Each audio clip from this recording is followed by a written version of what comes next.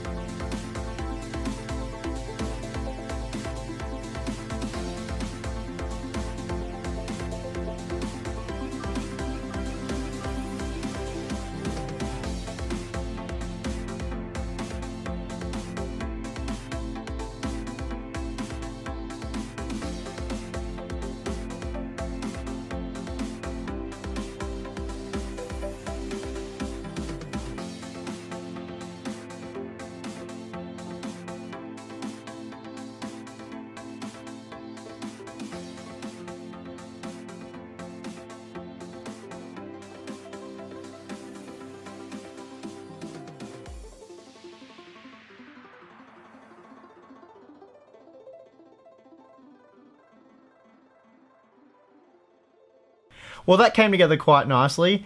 It's worth noting that I didn't add anything extra to the build, so there's no extra case fans. You just get the standard 120mm in the front, 120mm in the rear. No fancy braided cables or anything like that.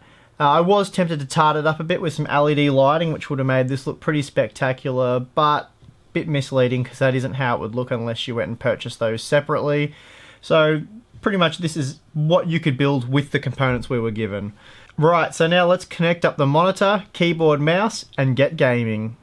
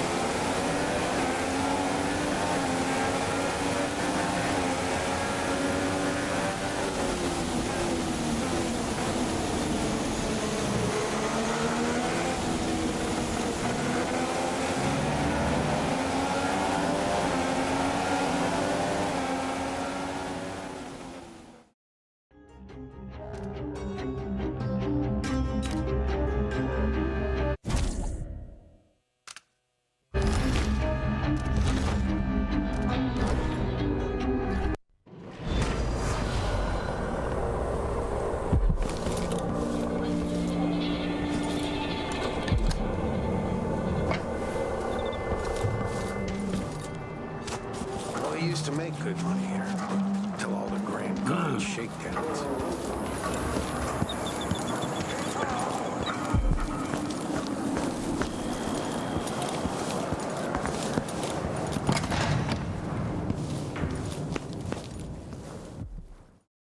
Solid copy. Move into the building. The access route you need to block is at the far end of the penthouses. And keep in mind, the direct route might not be the easiest one. Roger that. McCready will advise once his team is on the ground. Miller out.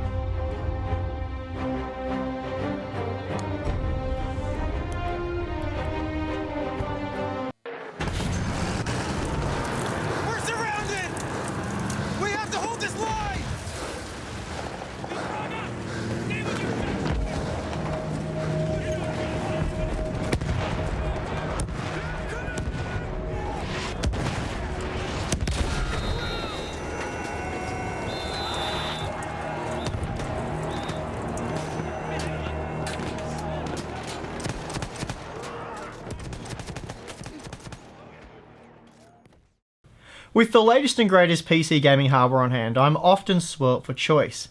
That said, if you told me I had to spend the next year or two gaming on this rig, I don't think I'd be too upset about that. In my opinion, even on monitors like the 32-inch Philips screen used for testing, 1440p looks great, and I don't find an overwhelmingly strong urge to go 4K.